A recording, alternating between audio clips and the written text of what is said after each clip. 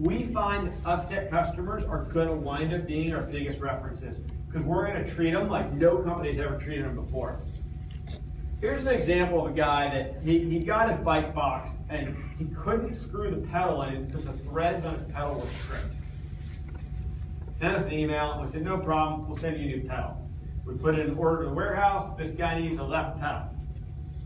Well, guess what? They sent him a right pedal. Now he's got 2 good right pedals and 1 bad left pedal. And the guy, of course, jumps and says, you know, dude, you idiots, I'm putting a poor review on Facebook for everyone to see my problem.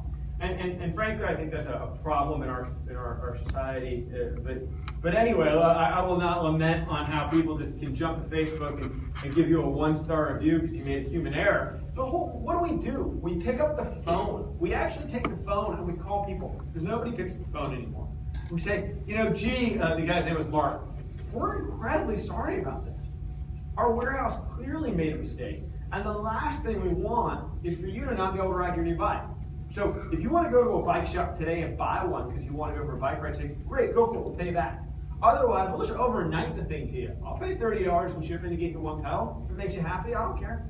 Let's just get you the new pedal tomorrow. Let's get you on your bike. And you know, of course, the next day he comes back and says that, you know, he'll be putting up a new review based on his experience with me. And I love this part. Congratulations, you successfully navigated through your first tough customer. This guy doesn't realize that I sold multi-million-dollar business systems to large corporations and would sit in board meetings of publicly listed companies getting yelled at about $1 million overruns. So if he thinks that a bad pedal's going to ruin my day, he probably doesn't know what I've been up to. But that's cool, right? And then he went on, of course, to write a great review on Facebook about how great our service was. And so we really take our upset customers and try and make them happy customers. And to date, we don't have 1 bad review on Facebook. We did for that one day, but it's been taken off. We don't have 1 bad review on our bikes. People love the bikes, and you know, our biggest problem that we have today is UPS. UPS will drive a forklift through your bike box, and then the customer gets it, and they call us screaming because they feel like it left our warehouse that way, which is clearly not. I mean, why would we send a bike? But you know, customers don't get these things, right? So of course, we're left holding the bag. We can't get anything back from UPS, and we send them whatever they need. So for us, it's really about giving great service and rounding it all out. This is my last slide. This one really made me smile the other day. We launched our shipping in Germany. And you've got this guy, Jan Kaiser in Germany. He's clearly what we call a recumbent cyclist, which is a hardcore specialty type bicyclist. And he gave us a review, which is really for people that have ridden the bike, but he hasn't, saying, no front brake, how stupid is that? And again, I can talk about social media and how people can go online and call your product stupid. But anyway, he hasn't even ridden our bike. And he said, even though even if I would own one of your bikes, I'd not be able to ride it in Germany. It's illegal with 1 brake, which I think might be true in Germany. But regardless, Clark Evans, I have no idea who Clark Evans is, but I love him. You know, before we could even figure out how to respond to this guy, Clark Evans gets on and talks to them about, hey, you can get a front brake from us. We sell it for $30. Our bike with front brake together is still half the price of any other bike you're going to buy in equivalent quality. But yet, I have one. And I don't use the front brake. The bike stops great without it. And so what we're building is a community of customer evangelists that are helping us hopefully bring our bike to the next level.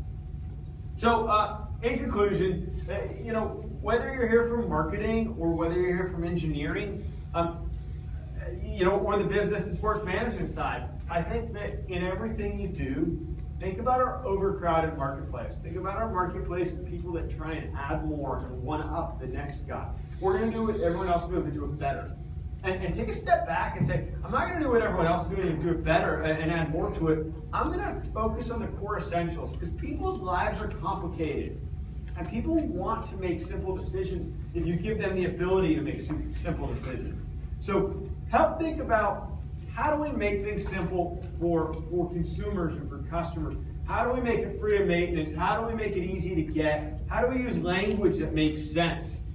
And again, even if you're in engineering and you don't talk to customers day to day, You need to think about what is that customer going to feel and how do we make sure that the quality is good, because only 100% customer satisfaction is acceptable.